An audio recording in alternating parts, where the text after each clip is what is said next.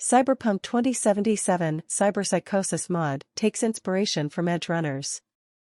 Key features. New stat, Humanity, which depends on installed cyberware, Berserk/Sandevistan usage and committed kills. A few humanity thresholds, each with its own effects and visuals. Possible cyberpsychosis when humanity becomes very low. Cyberware Humanity Cost based on implants type and quality. New injector, which should help you to manage humanity. New widgets to track your current humanity value. Mod settings menu. A new mod has been made available for Cyberpunk 2077, and it adds cyberpsychosis to the mix. This mod will also implement humanity thresholds that will affect your game in different ways should you fall into them. For example, the first threshold is called glitches and adds visual glitches as well as a critical hit damage debuff. There's also Pre-Psychosis, which causes even more visual glitches and has the chance to trigger the cyberpsychosis threshold. In this state, you'll receive a bunch of visual glitches, but will get buffs to your movement, speed, and health regeneration.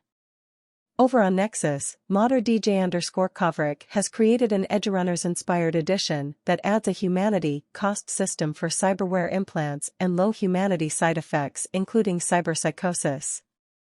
Wannabe Edgerunner, a simple cyberpsychosis mod basically adds humanity as a stat. This stat depends on installed cyberware, Berserk/Sandevistan usages, and committed kills. With each implant, your humanity will permanently decrease while installed. On the other hand, cyberware usage and enemy kills will decrease humanity temporarily, so you can restore it after getting the rested effect. Other apartment events like energized or refreshed will also work. There is a way to manage the negative effects of these thresholds though, as the mod also adds a new inhaler called neuroblockers, which you can buy from rippers or craft via a new recipe you can get.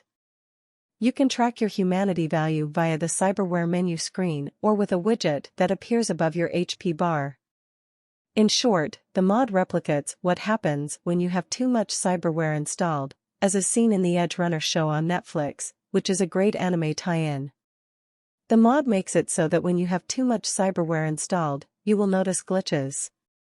If you do nothing about it, you will go into pre-psychosis, adding a critical chance debuff and can trigger the last stage, cyberpsychosis. This stage buffs your movement speed, armor value, and health regeneration, and if your character is not in an interior or dangerous area, it triggers police spawn as well. But again, you lose humanity in the process. The addition of that mechanic is undeniably impressive, but what really makes this mod stand out is the thought that went into how even a basic cyberpsychosis mechanic would affect the rest of the Cyberpunk 2077 experience. After all, installing augmentations with no threat of the disease is kind of boring, but so is choosing to not install any augmentations out of fear of the same disease. That's why more expensive augmentations in Cyberpunk 2077 carry a lower risk of cyberpsychosis, whereas budget mods from back-alley dealers are generally more dangerous. Players can also temporarily offset the cyberpsychosis effect by utilizing neuroblocker injections that at least temporarily stall the effects of the disease. Of course, Edgerunners didn't invent the concept of cyberpsychosis. Versions of the Cyberpunk tabletop RPG required players to consider the consequences of cyberpsychosis at all times, which is a big part of the reason why Cyberpunk 2077 players were disappointed to learn that the base game didn't include a similar feature. Augmentations without consequences may result in hilariously broken character builds, but consequence-free augmentations water down the twisted morality at the heart of the Cyberpunk experience.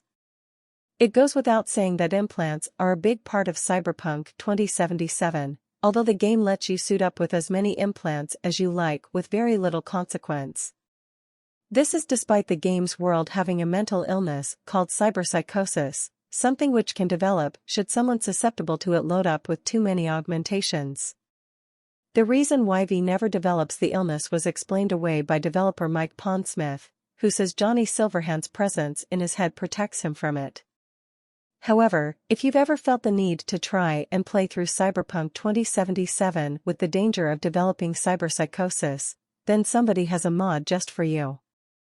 Created by DJ_Kovrik, players can download this mod to add a humanity stat to the player character, which lowers depending on which implants they install and how many people they kill. To prevent low humanity penalties, you can use neuroblockers, an injector that removes lower humanity side effects and freezes humanity points loss while active. You can buy it at some Ripperdocs, and you can craft neuroblockers thanks to a recipe available in a few medical shops. If this sounds interesting to you, hit up Nexus Mods. And if you want to add more to your game, here's our list of the best Cyberpunk 2077 mods.